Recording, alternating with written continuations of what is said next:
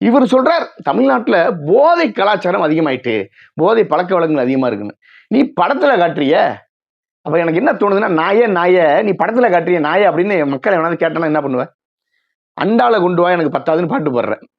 திரைப்படத்துல புகை பிடிக்கிற. உன்னைய பார்க்கிற உன் ரசிகன் என்ன பண்ணுவான்? புகை பிடிப்பானா இல்லையா?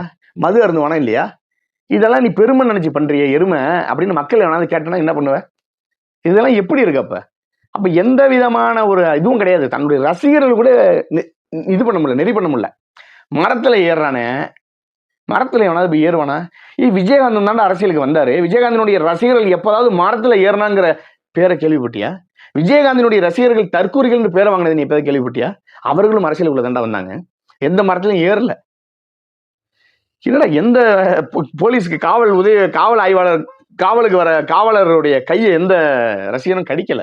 ஆனா எல்லாமே பண்றானே உங்க கட்சியில, எல்லாமே பண்றானே.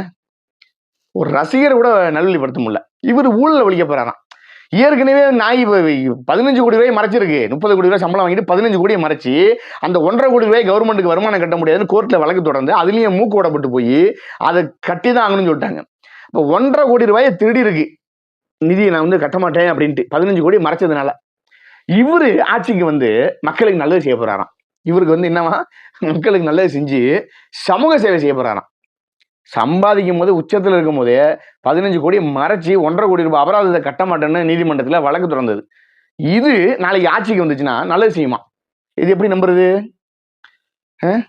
என்னமோ சொன்னா ஒரு குடியாரன் நான் 24 ஹவர்ஸும் குடிப்பேன், ஆனா உங்க ஒயின் ஷாப் இருக்குல்ல அந்த ஒயின் ஷாப்புடைய சாவியை என்கிட்ட கொடுங்க நான் பத்திரமா வச்சுப்பேன் அப்படின்னு சொன்னா எப்படி இருக்கும்? அந்த மாதிரி இருக்கு இவர் சொல்றது.